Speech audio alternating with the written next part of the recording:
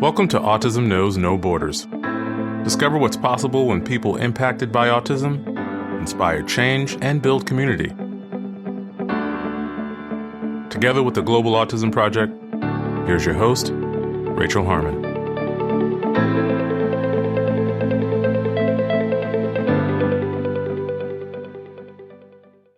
Hello, everyone. Today's guests are Brandy Collins and Crystal Thompson. Brandy is the founder and owner of Guiding Light Concepts, an autism center in Killeen, Texas. She is a board-certified behavior analyst, or BCBA, and a certified brain injury specialist with over 12 years of counseling experience. Brandy has dedicated her life to advocating for children and young adults in her community. Crystal is the founder and owner of Believe Autism in Jacksonville, Florida. Also a BCBA, Crystal combines her passion to help children with autism and their families with her love for dance, as well as provides various opportunities through art classes, tutoring, and support groups. Brandy and Crystal are members of our SkillCorps alumni community, having traveled with the Global Autism Project on SkillCorps volunteer trips to several of our partner sites, including Sorum in India and Rumah Tiara in Indonesia, which you may remember from episodes 6 and 16. The Global Autism Project provides sustainable clinical, administrative, and leadership training to autism centers seeking guidance. SkillCorps is an opportunity for self-advocates and professionals to travel to our partner sites around the world and work directly with their local teachers and therapists. For more information about our SkillCorps program, please listen to Episode 4, featuring a roundtable discussion with 3 members of our community. As a SkillCorps alum myself, it was really fun to hear Brandy and Crystal describe how they've grown both professionally and personally from participating in our volunteer trips. We talk about their takeaways on supervision, teamwork, and cultural humility. By the way, you'll hear us mention Leadership Academy, which is a workshop our organization provides to prepare future SkillCorps trip leaders. Another term I use in the interview is RBT, which stands for Registered Behavior Technician. This is the direct care level position that usually works one-on-one with clients. Back to today's guests, Brandy and Crystal candidly share their experiences as Black women in the field of applied behavior analysis, their views on how the stigma around disabilities makes it harder for families in under-resourced areas to access services, and some of their ideas to make the field more diverse. In this episode, discover what's possible when cultural humility prompts curiosity and understanding. For more information about today's guests, please visit our show notes at autismknowsnoborders.com. And now, I present you Brandy Collins and Crystal Thompson. Hi, everyone. Welcome to Autism Knows No Borders. Today we have 2 very special guests, Crystal Thompson and Brandy Collins, who are both strong leaders, not only in our SkillCorps community, but also in their own communities. Welcome to the show, Crystal and Brandy. Thank you. Let's start with a brief introduction of your background. How did you begin working with the autistic population, and what are you up to now? Brandy, would you like to start us off? Okay. My background is a little interesting. I began working with adults in the military, actually. I worked in an urgent care triage clinic, and I worked with homicidal and suicidal service members for several years. And ultimately, there was a government shutdown. And when there was a government shutdown, it led to like a little bit of a transition for me I was a government employee at the time. When I moved to Kentucky, that's when I first learned about ABA and autism, and I switched gears. It was such a breath of fresh air to go back and work with children versus working with adults and to be a part of all of their milestones that they were making. I mean, starting with them as young as 2 and 3 years old. So once I got a little taste of it, I was like, this is definitely where I want to be. This felt like home, and I could see the impact that I was having not only on the child, but the family and the community as a whole. And so I've been in love with it ever since, and I've been working in the field since 2012. Great. And what are you doing now? Currently, I own an ABA center in Killeen, Texas. The name of the center is Guiding Light Concepts. And so we offer full day and part day care here. And that's pretty much what I'm doing. All right. Crystal, and you? I started in the field, a long time ago. I feel like my undergrad in college was international business and finance. And I was going through like these different internships. I didn't like it. One of my friends came to me and told me about a private school that was working with children with autism. She told me more about it. It was very interesting. So I went, had the interview, got the job actually, and I started as like a co-teacher in like a classroom with, I want to say like 6 kids with autism. It was like a 2-to-1 ratio, and then like the co-teacher or the lead teacher. Eventually, after a while, I got promoted to lead teacher, and they started talking about like the BCBA and all this stuff. And I was like, what's that? So I had no idea what it was. So I researched it a little bit, decided to go back, get my master's, got certified. I stayed there for a little while longer, and then I moved to Florida.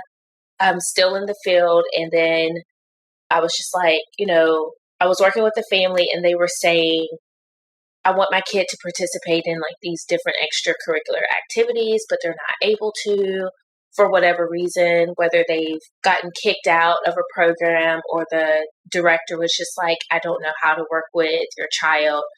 So I started my company, Believe Autism, at first as just a dance movement and art program for kids with special needs, including their siblings and friends. And then from there, it went on to actually like adding some tutoring. And then from there, I was like, you know what, I can probably branch into, providing ABA services like independently. And so I started doing that. I've got a few clients. I have a couple RBTs, and right now we're just doing in-home services. Cool. And you've both been very involved in different ways with our work at the Global Autism Project. Crystal, I think you're one of our veteran leaders that's been active the longest. Yeah. How many trips have you been on, and how many have you led? Off the top of my head, I'm going to say like 11 to 12 trips. Yeah. Wow. Yeah. So like this is literally the longest that I've been in the United States at one time in probably like the last 4 years. And it's really bothering me because I've got the travel bug again. Yeah, I feel you. Yeah. Yeah. And then I've probably led about half of those, or a little over half of those I've led. Mm-hmm. That's awesome. Yeah. I love everything that the project is doing. Cool. And Brandy, you're a little bit newer. You went to India last fall, actually with Cassie, our director of outreach, and she hasn't stopped raving about you since. I absolutely love Cassie, and I'm so glad that I got to go on that trip with her as well, to a place that she loved, because experiencing something through the loving eyes of someone while there have such an endearment, it was an amazing opportunity for me.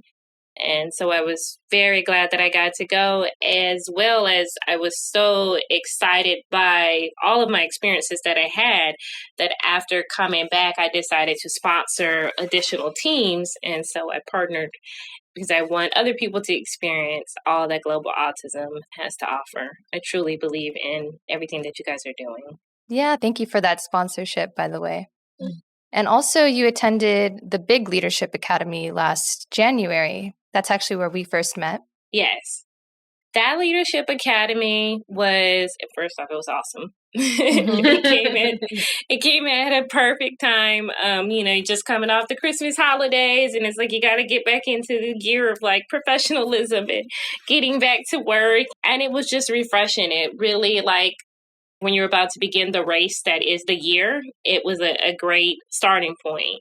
Mm-hmm. We went over so many different leadership aspects, and I identified areas of weakness that I didn't even realize were an area of weakness for me. So I definitely experienced growth, definitely experienced a lot of growth, and was able to come back and immediately implement it at my center. And we still use those tools today. Cool. I definitely want to get into those details. And I just hope that we can all travel again soon get Me back into the too. field. Me I know we had planned out all of the leaders for 2020 and 2021 too. It's crazy to think about Yeah. that now we just don't really know. But sitting tight, waiting. Yeah. So, what have you both learned about yourselves from doing SkillCorps? Let's start with what you've learned about yourself personally, and then we'll talk about how you've grown professionally. Crystal, do you want to start us off on this one? Gosh, I've been traveling with the project since 2013 was my first trip. And I feel personally, I've just developed more confidence like in myself. And I've been in some really crazy situations in in the different countries working with the different people. And outside of just professionally, like you've learned to become more flexible. A lot of growing pains and like cultural adjustments that I feel like I've had to make. But I've been able to take that and bring it back home with me. And I can just say I've just grown and developed and has been able to become more compassionate and empathetic towards other people. I feel like more so than I was in the past. And just like a bigger understanding of looking at where somebody's coming from versus just taking things on a personal level and just stepping back and listening. Because when you're working with such different types of people that you may or may not ever see again, or that you may develop a friendship or a closer bond with, you just really have to learn to put your differences aside and just be open and vulnerable, a word that Cassie likes to use, which is a very positive word. It's kind of hard to encompass 7 years into just a few sentences. So Right. And with each trip, did you learn something new about yourself every time? yes, every trip, because I never traveled with anybody twice. So on all of those trips, it was like someone new. I've been to several countries twice. So seeing myself the first time I went versus like the second time I went, or maybe even the third time I went, it was just a moment to like really like be proud of yourself. Yeah. Brandy, how about you? Let me start by giving it just a little bit of background. I have been married for 21 years, and my husband was in the military and he retired. And so I spent so many years kind of following kind of behind his career and uprooting myself and restarting over and starting over in multiple states. Mm-hmm. So this was my first trip by myself. This was my first travel without him. And let me tell you, my prompt dependence was crazy. We actually came to New York a couple of days early, scouted out everything, mapped out how I would get to the store. Like everything had been, written out exactly. This is what you need to do. And you need to make a new friend. And thank goodness I did. My team ended up I got an amazing team. But just personally, like stepping out on faith, like I've always been confident in my professional, but I wasn't as confident in my personal. Like, could I go out and really stand on my own?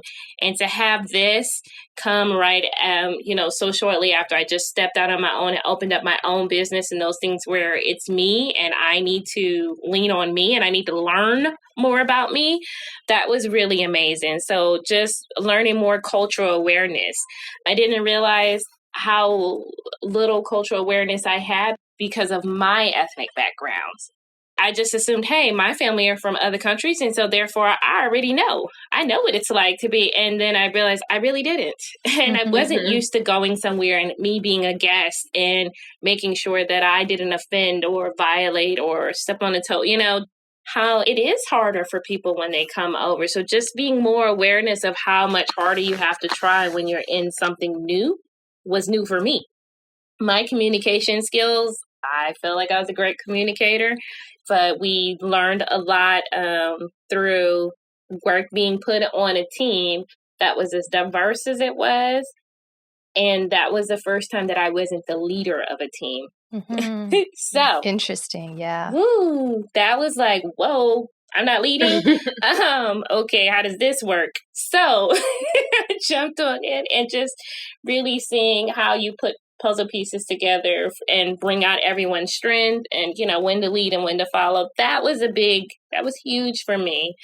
Learning conflict resolution where you could see like, hey, we're in a team and we're making a team decision and we want to voice our opinions, but make sure that our opinions that are different don't turn to conflict.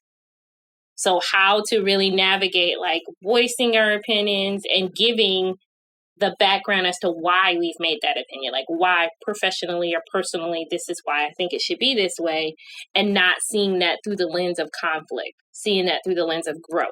Right. That was new for me. So I had a lot of personal growth, and it really just inspired me to do more and to learn more.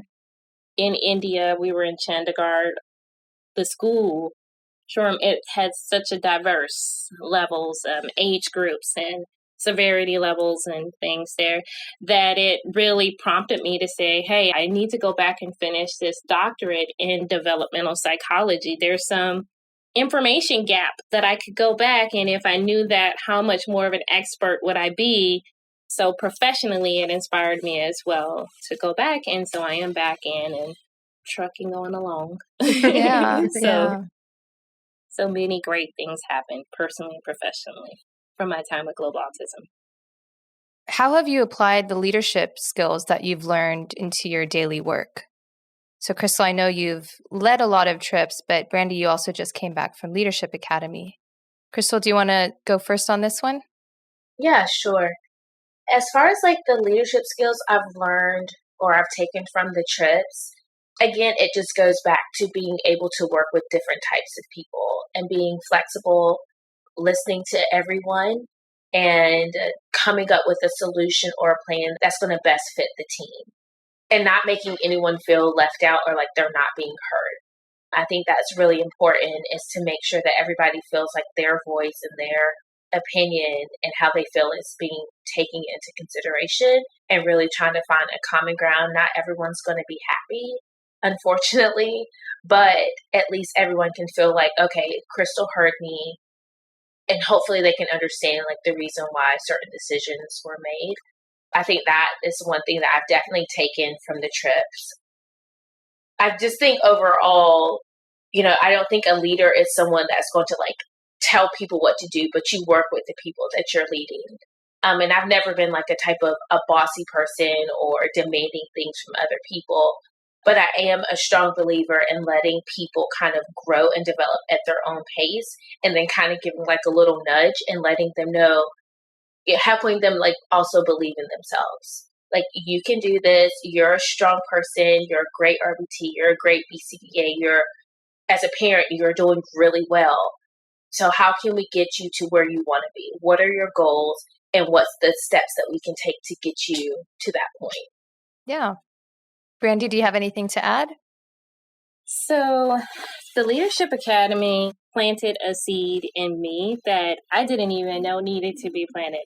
So one thing I definitely did not have was self-awareness. Mm-hmm. And it planted a seed in me that was like, hey, you need to stay committed to a growth mindset. And what I mean by the growth mindset is that, in my upbringing, the goal was always to like make it to the top, to earn that degree, to have this accomplishment, to get this position and, make it to there. This is the goal. And once you get to the goal, there really wasn't much of a plan after the goal. Like the plan for how do I stay in this position? How do I stay relevant? How do I inspire other people to grow with me?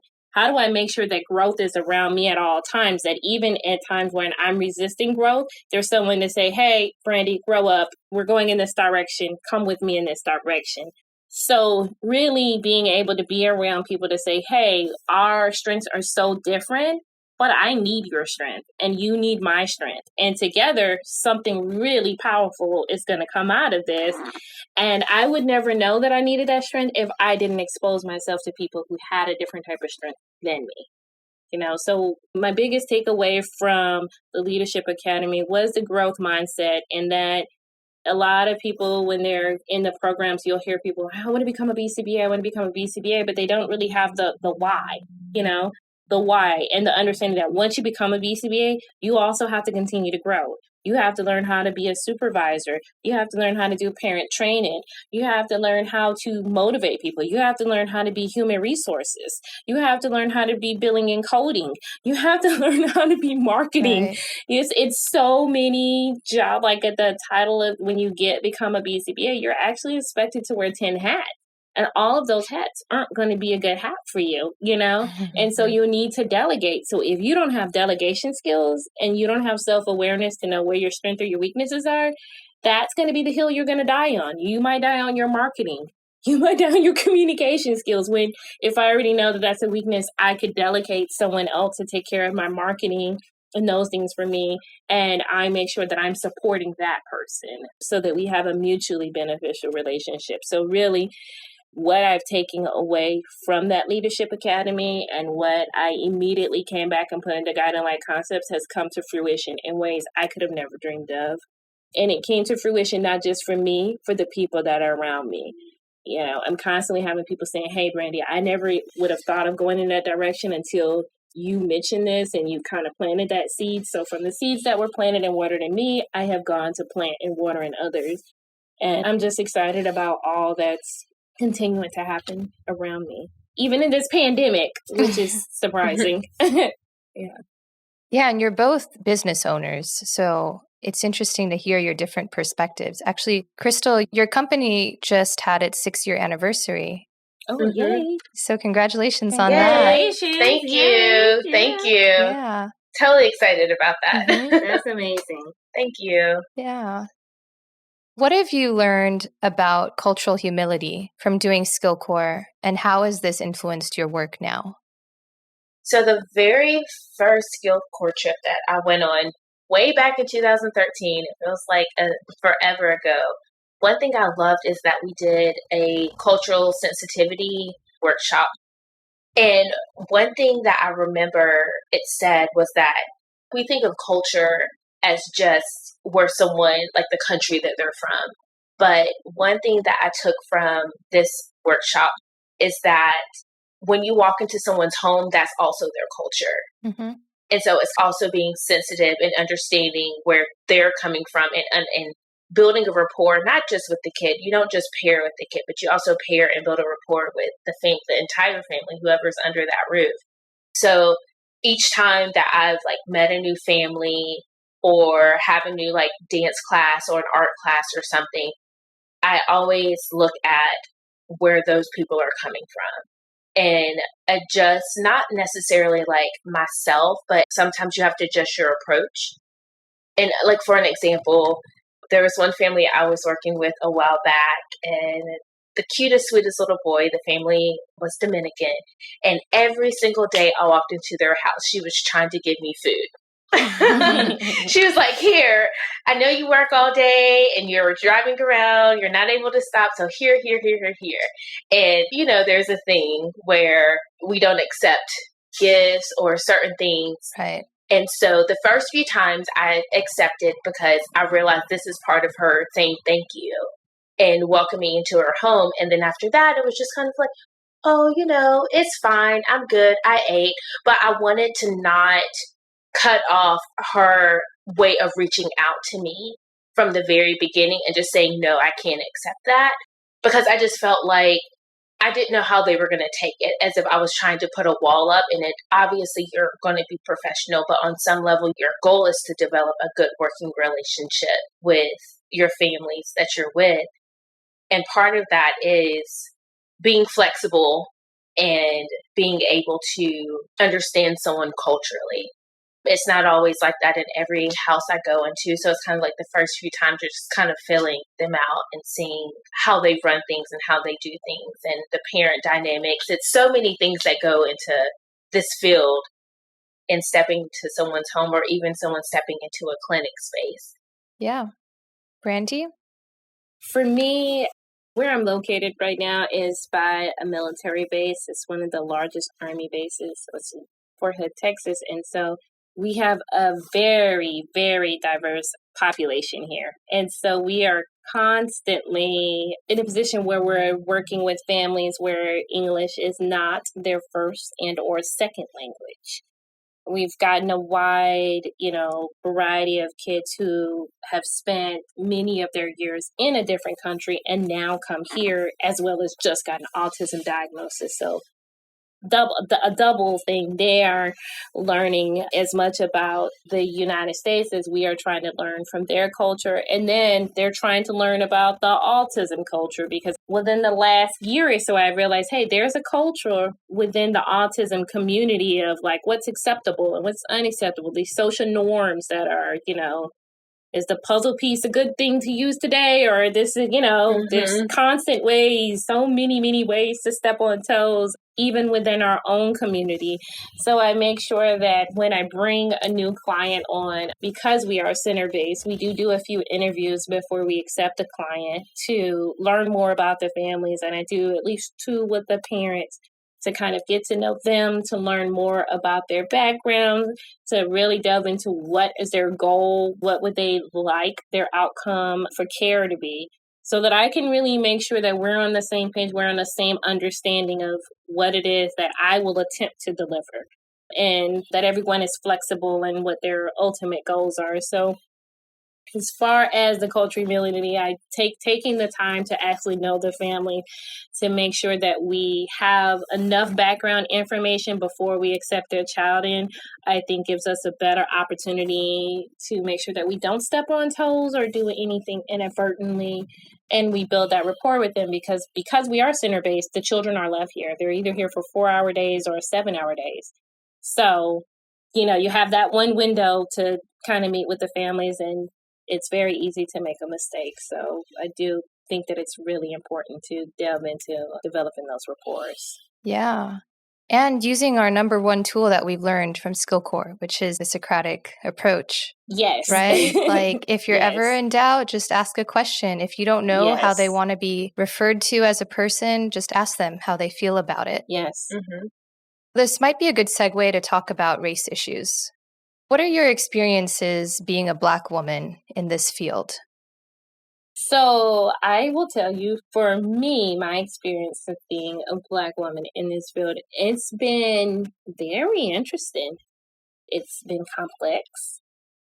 I have been placed in situations where I need to upfront always start with all my credentials. And even when I have a credential, I need to explain. I feel very interviewed as compared to like counterparts that also are in the same field. So I feel a lot of pressure to make sure that people know that, hey, I'm very qualified. And in areas that are an area of weakness, I'm actively working to learn to develop those skills. So for me, I feel a lot more pressure to be a cut above, to be 2 steps ahead, to make sure that I'm always extremely warm and welcoming. I mean, literally, when you come in our place, we have a fireplace and it smells like baked cookies and all of these things, not just to make people feel warm and fuzzy, but just to almost put the air out like, hey, I come in peace. I am not any stereotype that's often out there about Black women or professional Black women. Like, I'm not an angry Black woman. I'm not a condescending. I'm not many of the stereotypes that are out there, I feel like I always have to wear this big sign that says, I come in peace. I'm a good person. I love the children. I have the education.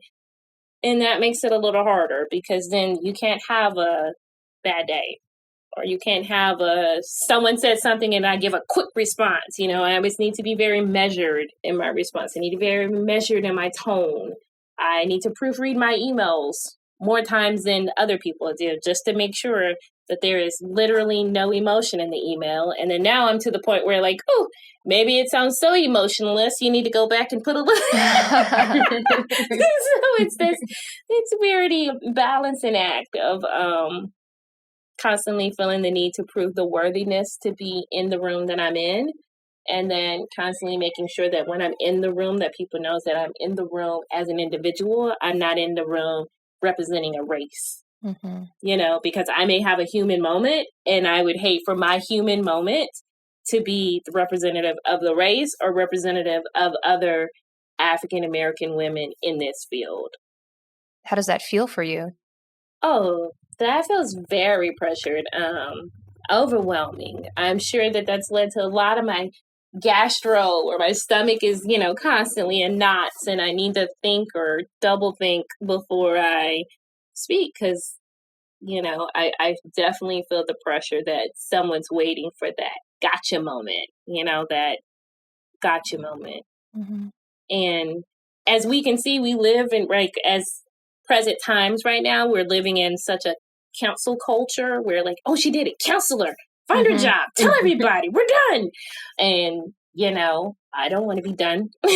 I don't want to be counseled. Right.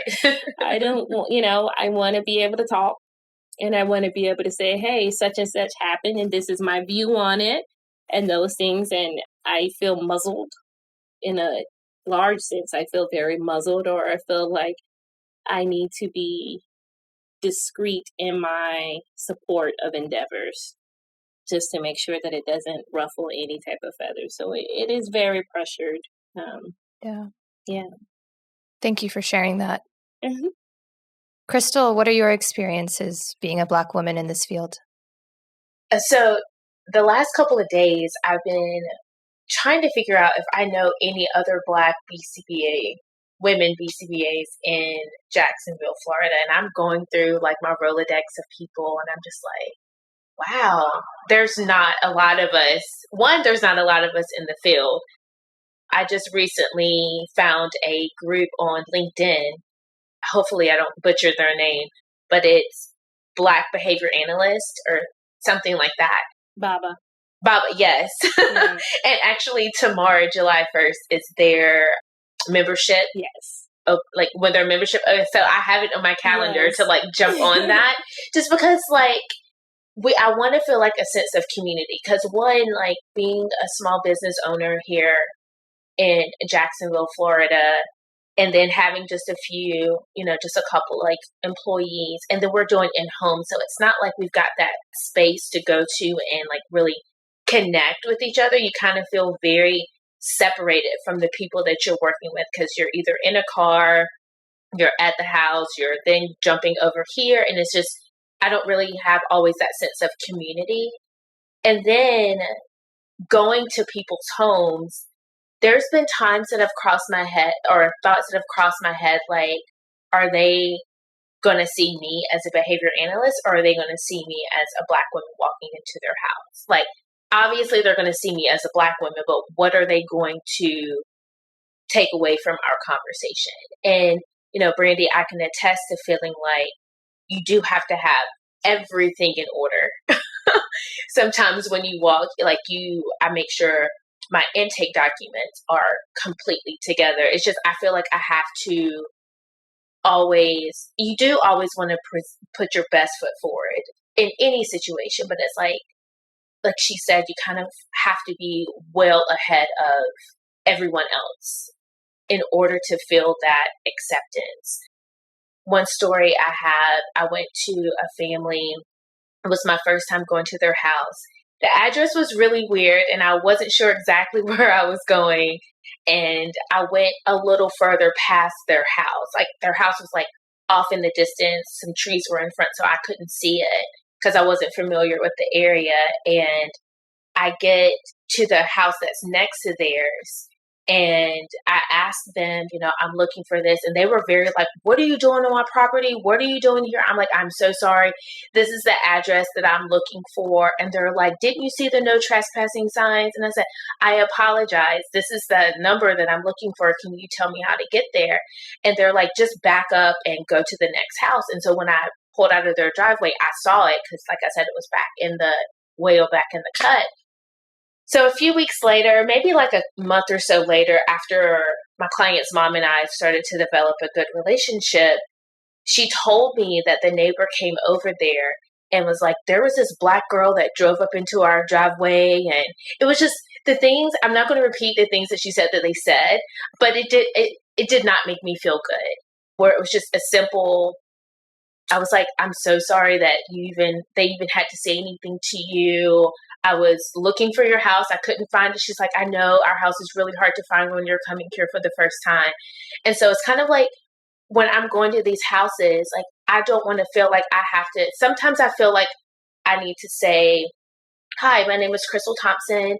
I'm, calling you back about your inquiry for ABA services. And by the way, I'm a Black American. Like, so you're not surprised when I walk into your house. I don't know. It's difficult. It's difficult because there's just not a lot of Black Americans in this field in general. Not that I have encountered. Like, I've done like presentations at FABA, and I've gone to a couple other like conferences, and it always feels good to see someone that looks like me in the room as well. I've grown up around all different types of people, but it's just a good feeling to know that we're also breaking into a field that is helping so many different people, and that we can, I guess, change the narrative about the Black person in a professional setting, and then being able to have your own business. Because there was one place that I went, and they were like, "Oh, what company do you work for?" And I said, "It's my business. I'm working for myself. I'm independent." And they were just like, "Oh," and then carried on with their other conversations. Like, it was just, it's not always warm and welcoming.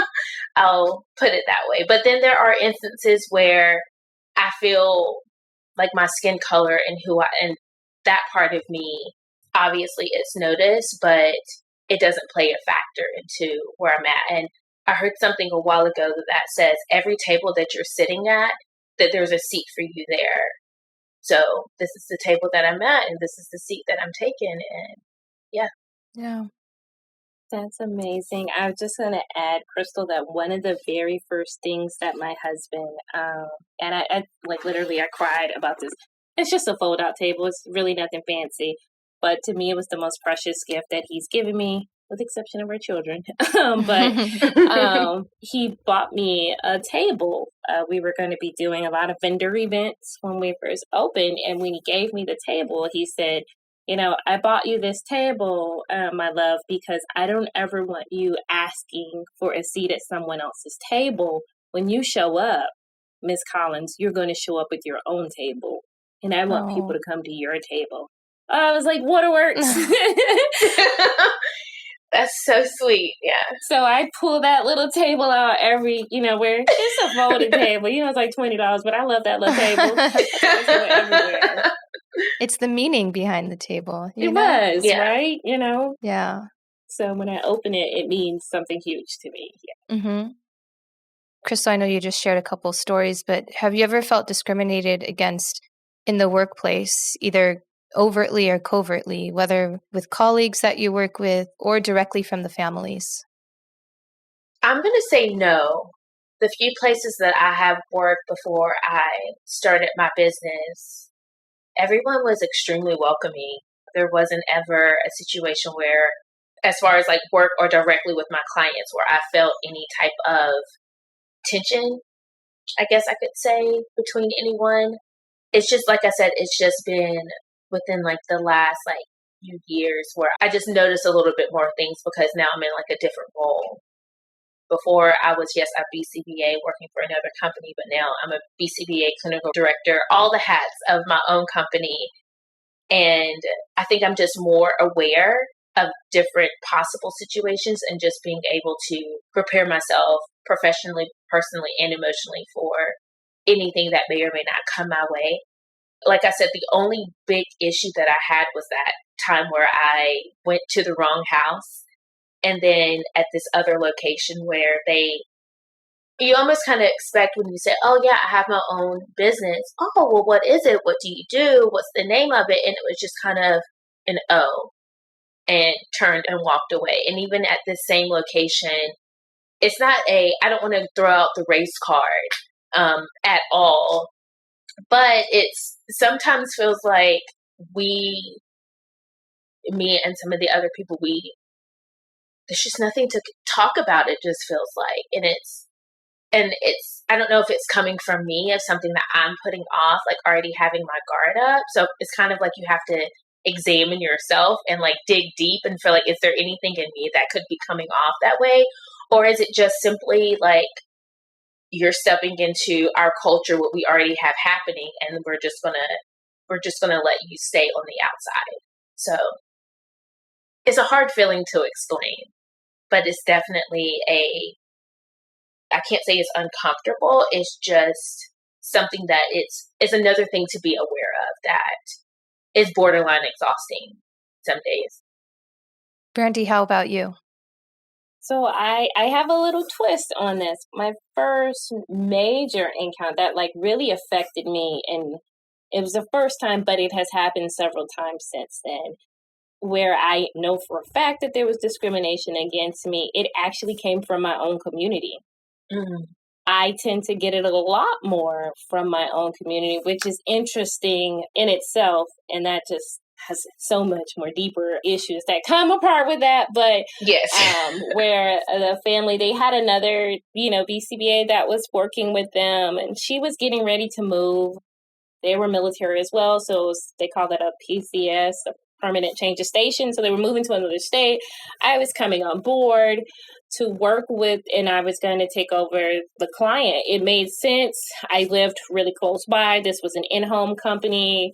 Kid was in school. Like everything fit to where, and I had the availability to give the maximum amount of hours. So not only was this kid going to continue to get care, they were going to get direct care from a BCBA and have a BCBA in the school with them. Like all of the things that they actually wanted was me. And the family had an extreme reaction to me coming in and directly said, hey, were you assigned to my child because you're Black? Did they just put you here because you're Black? I mean, like, it threw me.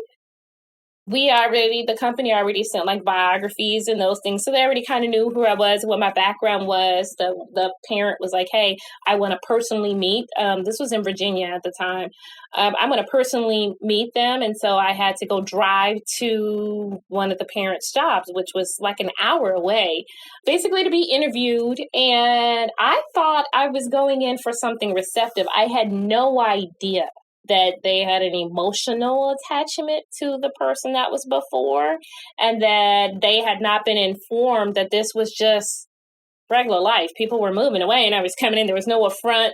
There was no nothing, And so I went in with one intention of like, hello, hi, I'm Brandy, and thinking that I was going to do my Brandy thing, only to be received as, I took it as humiliating. I took it as an attack and affront. And I mean, it was directly asked, is it because you're Black and because my child is Black? Is it because it's a predominantly Black school and the Black school is having a problem with the other person because that person was non-Black?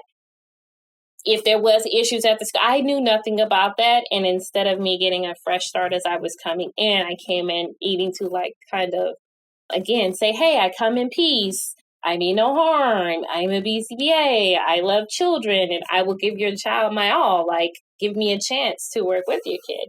So it kind of went, there were some emails and things. And after, a few moments, I just was like, on the drive back, I was like, hey, you know what? I'm going to gracefully step away. And I went to the company owner and let her know, hey, whoa, that's, if they have that sort of emotion in him, it's probably for the best that I step aside. Now, me fully knowing that me stepping aside meant that this kid would not get care. Like there wasn't someone else to fill in. It would be at least 120 days before another person can come on and take that load. And in that instance, I kind of chose myself to say, I'm not, because this is like an in-home and in their space. It'd be different if it was in center. Then I could say, hey, put that in its proper box and work. But I can't say that I'm willing to step in someone's home when I know I'm not welcome. I know that I'm being looked at through a lens that's like too intense right now. Mm-hmm. So if I have any human error, it's going to be really magnified. And so that really kind of affected me. So I make sure now that I put such an effort into letting people know like who I am and what I stand for well before their kid gets here, with links and with the biographies and with, with all of those things to try to mitigate. So it's like, hey, if I don't fit in your box, please let me know before we do a face-to-face, because that's really hurtful. Mm. And it affected my confidence, a lot. I'm sorry that happened to you. Of course, that family in the end came back once they realized, like, hey, my child's not going to get services. They came back. But after that, in between, I had already accepted another gig, and I just wasn't going to go back. Like, we couldn't repause it. You feel the conflict then. It's like, did I make an emotional decision and now this kid doesn't get care because somebody hurt Brandy's feelings? Where it's like, you've offended me, but now I need to apologize to you. That weird psyche thing you have going on. Mm-hmm. They did try to come back, and I don't know if it really was because they realized they were wrong or really if it was just for the need of care. Right. But I've had more encounters like that from my own culture. Mm-hmm. That is really interesting. Yeah. Very interesting, yeah. Especially thinking about because the Black community grows up with the same kinds of stereotypes and the same education. Yeah, we do. So, but then, some culturally, we tend to be skeptical of others. We want to be associated with the biggest company name, the bigger, my kid is, you know what I mean? Because that's where the majority is going. And so we want to be associated with what the majority is already saying is okay. And so if I come through as a minority and as one that's not as well known, I'm not the big name for you to attach yourself to. And so I don't have the big label. I'm not a franchise. I'm not all of those things. I'm just showing up as Brandy. They want the bigger name. And so in our community, there is a lot of skepticism. And that's why a lot of Black-owned businesses sometimes struggle because people don't patronize it as much as they will a bigger name. Mm. So what ideas do you have to change the field in a direction of diversity and inclusion? I think one major thing that would help the field would be to have more ABA programs in historical Black colleges. To really go and push that. Like, we get the psychology degree, and there's an emphasis on a psychology degree, but many people know, like, just with a bachelor's in psychology, the employment, like, you're going to have to go on and get extra credentials and certs. But if it were pushed there and people were being pushed in to seek the BCABA and those type programs, something that really gets you into time, something that can put you in the realm where you're learning more about these behaviors, where you can go back into the schools and teach these and assist the schools with learning how to deal with many of the behaviors and developmental delays that come with these diagnoses. That would be amazing. So I think including us more in historical Black colleges, as well as making ABA coursework be a big part of education degrees. How many first-year teachers get classes with children that have so many diagnoses and they're not prepared? Mm-hmm. They're not. And then they're judged on their first year of teaching their classroom management based on how well they managed the class, even though they had, multiple kids with multiple needs without the aid. So I think we could really make this field more diverse if more people had an opportunity across all ethnicities to learn more about it and have an opportunity to have more exposure to the implementation. Mm-hmm. Crystal? Yeah, I never noticed, and I guess I never had to think about it, but the historically Black colleges don't have these type of programs that are approved by the board. I think that would be a phenomenal, huge, Yeah. Because I found out about the field through a girl that was like working in it, and I really feel like it fell into my lap. I knew nothing about it, and even when I talk to people now, they know about autism, somewhat about autism, but then when I try to explain what I do, it's not even, oh, so you're a special needs teacher. No. Not exactly. Right. No, I'm not a teacher. That is a hat that I do not want to wear.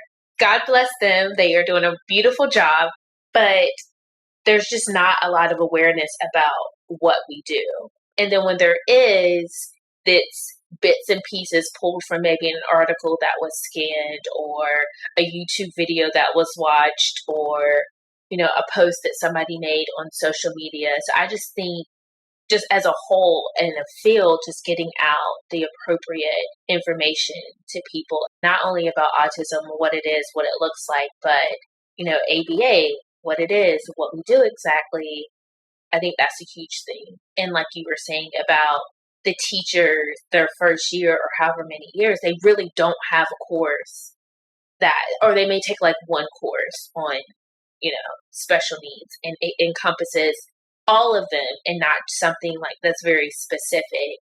And then they do get a kid in their class that has all of these things happening with them. The kid doesn't know. They feel chaotic on the inside because they don't know what to do with their little bodies. And then the teacher doesn't know what to do. And it just turns into a mess, for the lack of a better word. Just because I don't think there's enough resources or enough information out there that's presented to them in a way that they can learn from. Right. And I'm also thinking about, from the level of RBT, how can we encourage growth to further studies, to going on and getting your master's? Because I used to live in Oakland, California, where there's a pretty large Black community there. And at the agency where I was working, it was interesting to see the demographics between RBTs and BCBAs.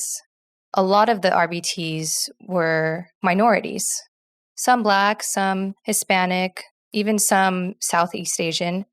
But a lot of the BCBAs, or supervisory level positions, were held by white people.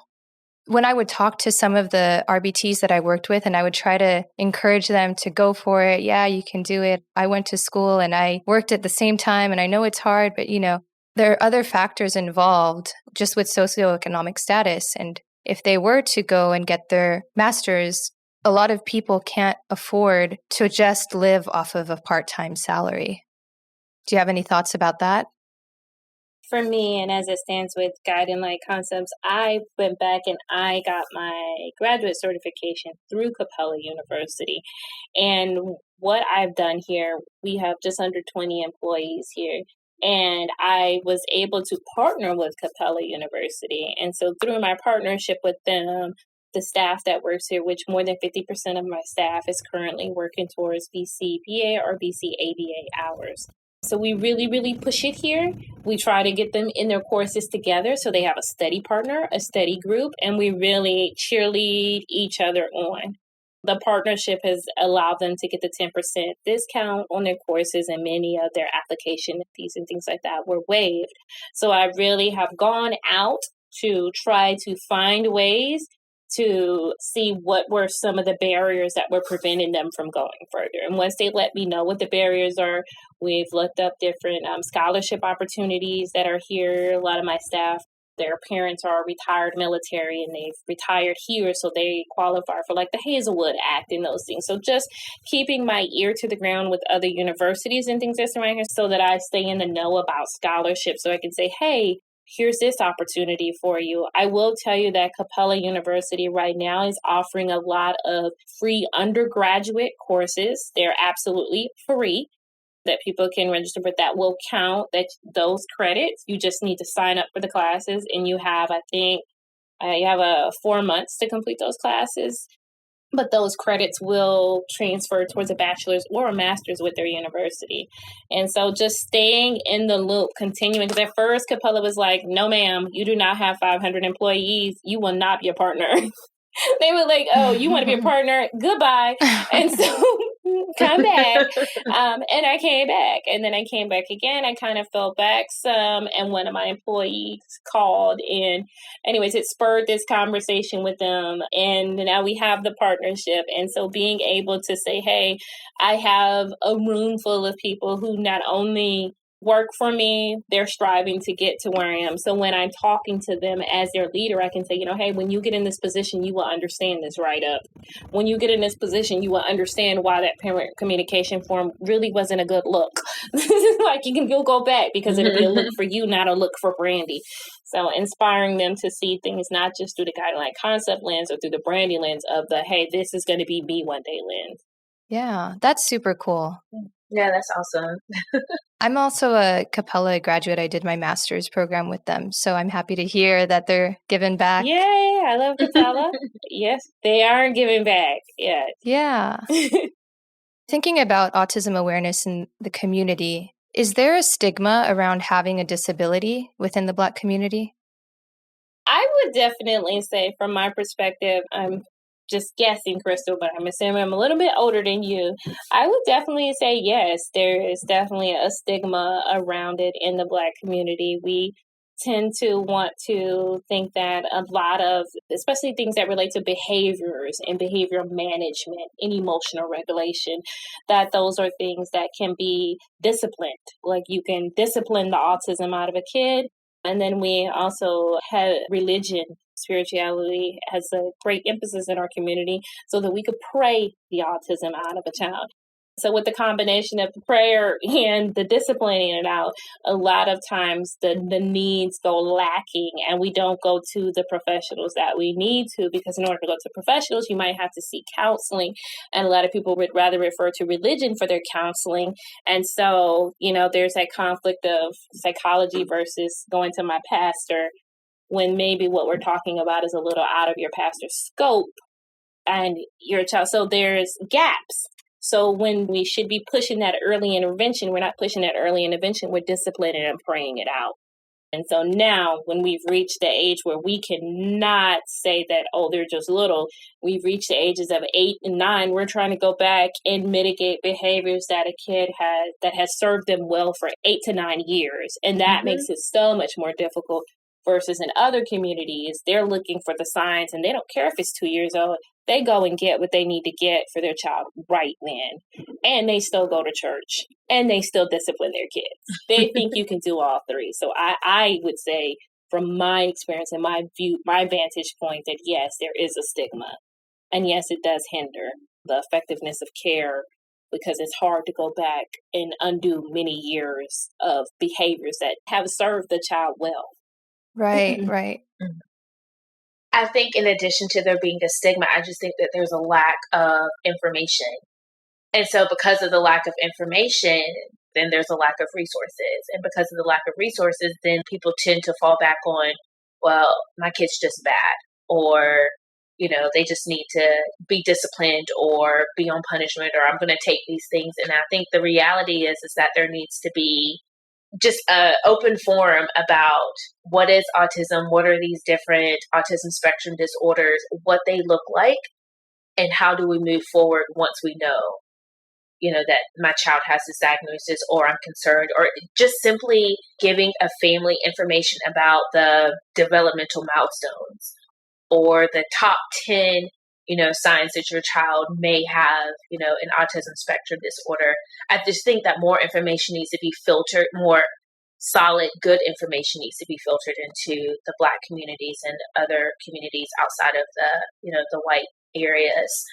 Because even some of the schools that I've been in, the teacher will say, well, the parents just drop him off at school.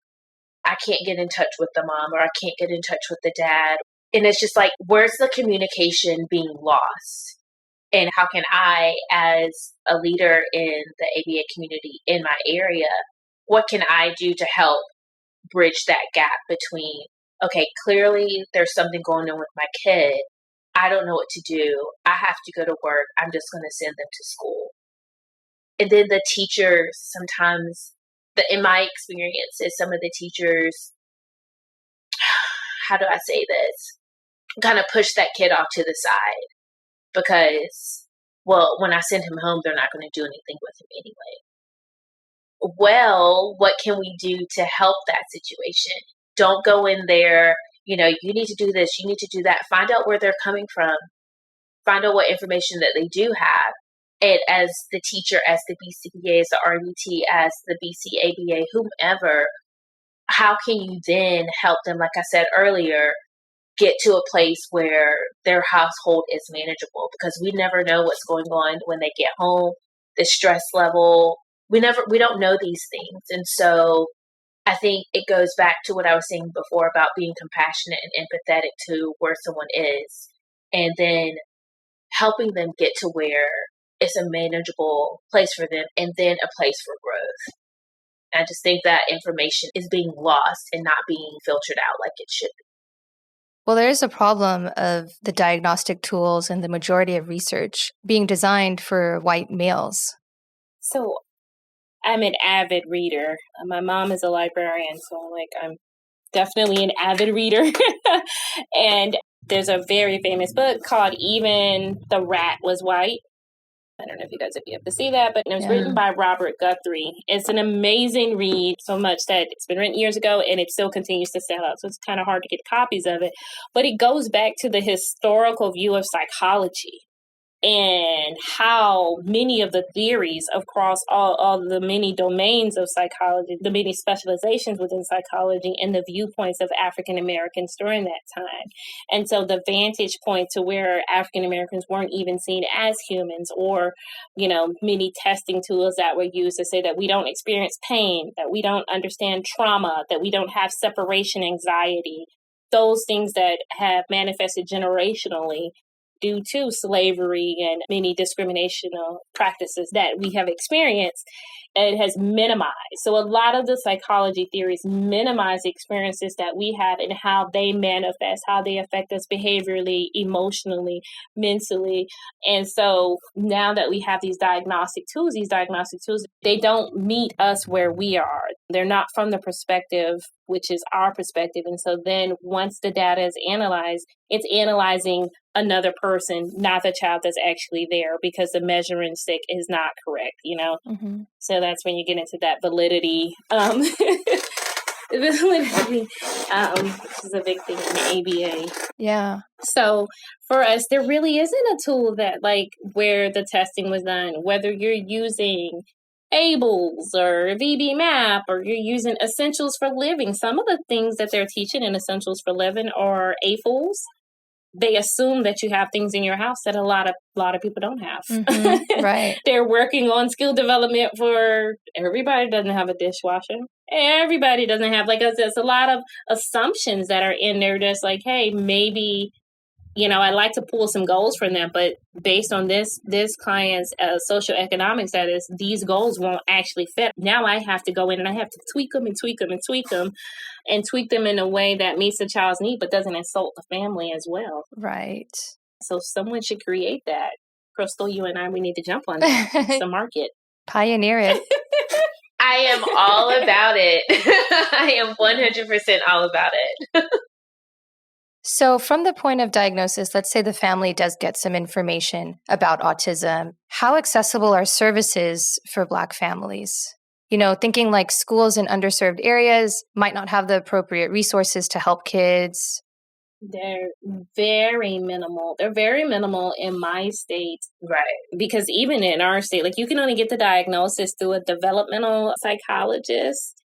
Even if your pediatrician attempts to get the diagnosis, it's a temporary, it's not a permanent diagnosis, because they're unable to do the additional testing like your ADOS and your IQ testing and all the rest of those, your SSR.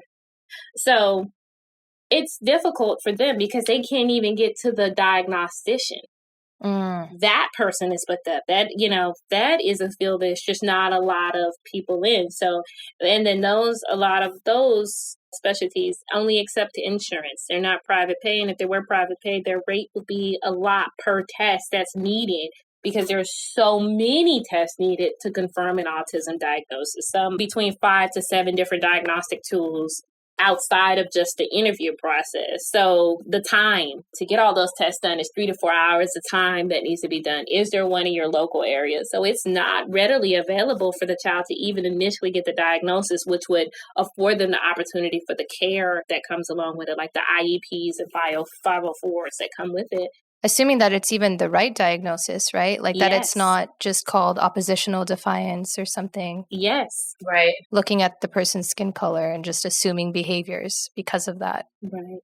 Yep. Which those diagnoses take less diagnostic testing. And so many kids immediately get those oppositional defiance and conduct disorders because it's just one test and it doesn't require a developmental psychologist. Mm-hmm. So the level of specialty needing to get it is so much easier to get those diagnoses for African American children, primarily males. Right. I also feel like there is still a stigma attached to when a little Black kid acts up in class and they're just the bad kid, versus looking at what other factors may be playing into this child's behavior. I haven't necessarily experienced it firsthand, experienced it firsthand, meaning seen it firsthand. It's just been conversations that I may have like overheard that really isn't meeting the family or the teacher's need. It's being put out there into like the universe, but then nothing is being done about it. Like, we clearly know there's a problem. So what can we do about it versus just talking about it or overhearing conversations? And I think parents, when they do get the chance to get whatever diagnosis they have, they may be sent home with a pamphlet or like a list of clinics or, companies that can potentially help, but there's no one there to guide them through the process. And with something like this, like, someone's hand does need to be held and they do need to be walked through the steps, because it's a lot of information in those evaluations and in the diagnosis. Right. And it's terminology being used that it's hard to understand. Even sometimes I'm like, okay, time out. Right. Let me go Google this part to make sure that I'm understanding this right. But there's the danger in Googling too. Exactly. Because then you might find out, the horror stories of ABA. Yes. Oh, goodness. And then just be turned away completely. So. Yeah, exactly. So I just think as a whole, there just needs to be a push for not only acceptance, awareness, resources, and letting people know, really, no matter what color you are, because I know we're specifically talking about, Black Americans and sometimes the socioeconomic status and, where they're living, but there's also white families in those situations. There's other people of color in those situations that aren't afforded the opportunity to get the best resources available or the best services available. So it's like, we need to figure out a way to step into those areas and provide them with the best resources, because they're just as deserving as anyone else. Right. All right, ladies, before we wrap up, I'd like to close with one last question. You're both very successful business owners and leaders in your communities. So what advice would you give to other business owners of autism centers who are trying to encourage diversity and maybe break stereotypes with their clients? My advice that I would give them is do the work. Yeah. Do the work that it takes. We push so much on the importance of pairing with our clients and pairing with our families, but we need to pair with our staff. We need to pair with make sure that we pair with our community as a whole, so that as we're pairing with it, we're more aware and we include it in our thought process, in our decision making, in our leadership style, in the way that we manage our staff, in the way that we communicate with our staff. And so that we understand that the way that I communicate with employee A can't be the way that I communicate with employee B, or parent A versus parent B. Those things, do the work. It is, sometimes you say, oh, it's exhausting. Yes. But to whom much is given, much is expected. And so you will have to do the work to learn these things, so that you are putting not only your best foot forward, you're giving that other person the opportunity to have their best experience as well. And so I would say that work looks different. That work may be you experiencing something you never experienced, or trying a new food or something. It can be small. It doesn't mean like do a huge gesture, it doesn't require a huge gesture. It may just require a conversation. Mm-hmm. And it requires, when you go in that conversation, going with an open mind, right, and do the work. It's like using ABA, setting realistic goals, starting small. Yeah. Contacting that reinforcement, working your way up. Yes. Yeah. Yeah. Crystal, how about you? To add to that, I would even say making sure that who you are and what you provide is known in your community. Because I feel like oftentimes, especially like the smaller businesses that are really powerful where they are, there's still not enough information about them, or people don't know about, not everyone knows about Believe Autism, here in Jacksonville. And they're like, oh, so you're a dance school. We provide dance, but this is other things that we also provide. And just making sure that you have a really strong sense of not only who you are and what you are as a company, but who you are and what you are as a person. And as a leader, being able to self-reflect and self-examine, because you never know. Each day is different. Every single day is different. And then being able to adjust where you need to adjust, and make yourself fit where it may be uncomfortable, but you know that it's your time and it's your place that you need to be. So, Yeah, that's great advice. Thank you. Thank you both so much for your willingness to open up and be vulnerable and share your experiences with us. This has been such an informative and eye-opening conversation. And also thank you for all of your work that you've done and you're going to continue doing for our global autism community. We really appreciate both of you. And like I said earlier, I hope we can get back in the field soon and visit our partners around the world. Mm-hmm. Thank you, Rachel. Thank you for the opportunity. Take care. Thanks for tuning in to Autism Knows No Borders. Practicing cultural humility is at the forefront of our values as an organization. We are constantly challenging our own assumptions and belief systems and striving to understand the factors that influence behaviors within cultures we work with. Brandy and Crystal exercise cultural humility in their workplaces by asking questions to build rapport with families. Staying curious can be an effective way to avoid defaulting to stereotypes. The same approach can be applied when discussing the complex realities of Black culture in the U.S. Hearing Brandy and Crystal's different and nuanced perspectives reminded me that we must treat people as individuals instead of assuming that one person's view is representative of their entire culture.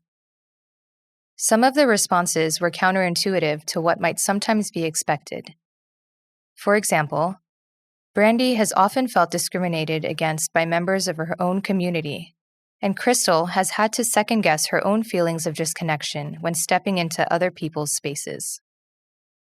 They both agree, however, that continuing to advance the field towards diversity could change how Black people are perceived in professional settings, sparing them the exhausting feeling that they constantly need to prove their competence. Making ABA courses more available in historically Black colleges would increase opportunities for students to pursue their BCBA certification. Brandy is taking action by seeking out scholarship opportunities for her staff, which reflects her emphasis on fostering growth within her company. Crystal is determined to provide her community with accurate information about autism and ABA. Just as we see at our partner sites, educating families about disabilities and making them aware of services available in their communities is crucial to ensuring they receive the help they need. Combining more trained professionals with more resources in underserved areas, stigmas can be broken and quality of life will be improved. Thanks for listening. Take care. Tune in each week for engaging conversations of how people across the globe are inspiring change and building community. You've been listening to Autism Knows No Borders, brought to you by the Global Autism Project. You can find Rachel's notes for this episode and learn more about today's guests at autismknowsnoborders.com. If you enjoyed this episode, please subscribe to the show on iTunes or wherever you get your podcasts. By doing so, you'll be helping us increase awareness and acceptance of autism around the world.